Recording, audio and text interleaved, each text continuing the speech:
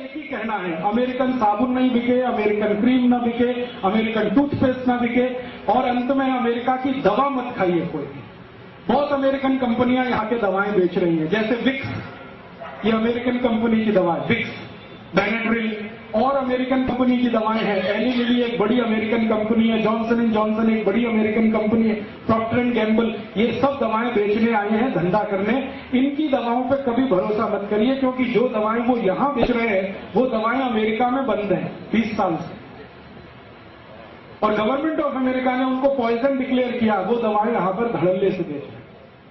आपको अमेरिका की सबसे खतरनाक जो दवा दी जा रही है आजकल, वो हार्ट पेशेंट को दी जा रही है।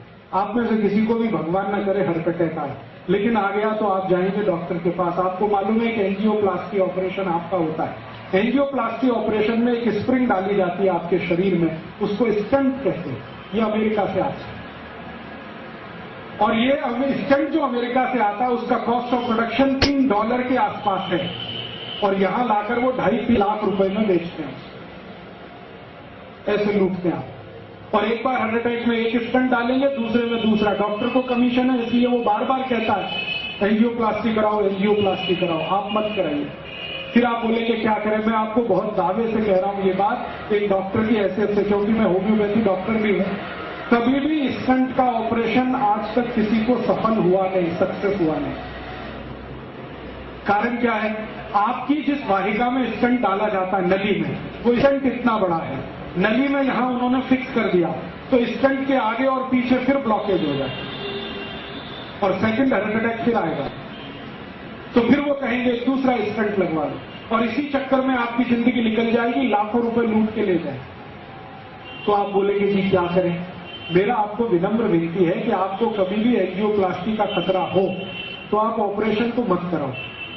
क्या करें फिर, जिंदगी बचानी है तो आप एक सरल उपाय करो। वो मेरा नहीं है, भारत देश के महान व्यक्ति का उपाय है।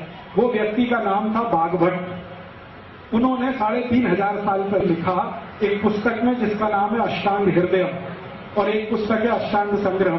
7000 सूत्र उन्होंने लिखे हैं बीमारियों को ठीक करने के लिए। उसका एक सूत्र है कि कभी भी हृदय घात अगर है, हृदय को घात हो रहा है, तो जान लीजिए कि रक्त में एसिडिटी बढ़ी हुई है।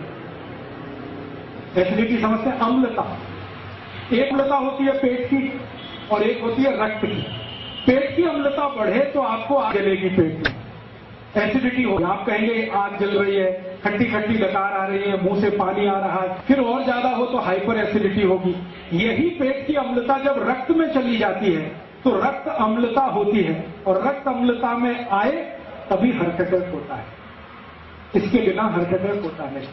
ये आयुर्वेद का सबसे बड़ा सच है जिसको कोई डॉक्टर आपको बताता नहीं, क्योंकि इसका इलाज बहुत सरल है।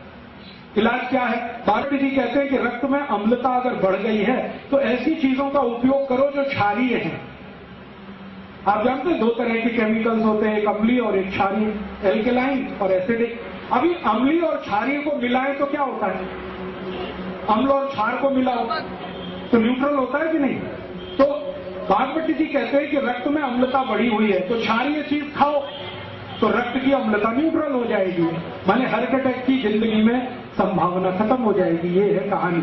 तो आप पूछोगे कि कौन सी क्षारीय चीज है जो हम खाएं? आपके रसोई घर में सवेरे से शाम तक इतनी चीजें हैं जो क्षारीय ही है। अगर उन्हीं को खाना शुरू करो तो हार्ट अटैक ना आए, और कभी आ जाए तो दोबारा आने का चांस ना। क्या क्षारीय चीज है? सबसे ज्यादा क्षारीय चीज आपके घर में है दूधी।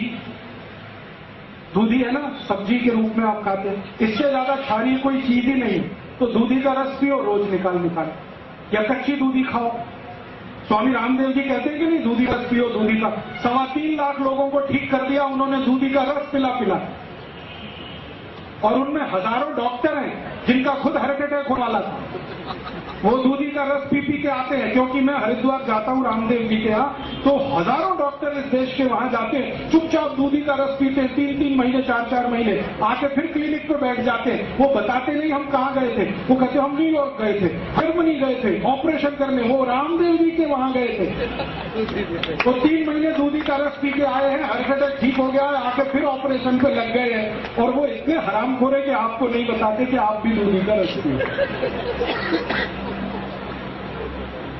आप तो दूधी का रस पियो। इसको जो रामदेव जी कहते हैं ना, वो भी भागवत जी के ही आधार पे कहते हैं। भागवत जी कहते हैं कि रक्त की अम्लता कम करने की ताकत सबसे ज्यादा दूधी में है, तो दूधी का रस पियो।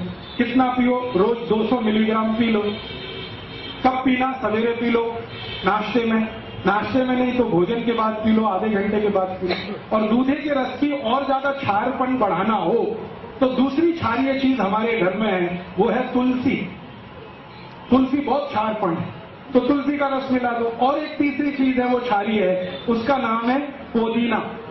पुदीने का रस उसमें मिला दो। और एक क्षारीय चीज है अपने घर में, काला नमक। और एक है सेंधा नमक। ये काला और सेंधा नमक क्षारीय है, लेकिन बाजार से जो आता है ना आयोडीन युक्त, ये अम्लीय है।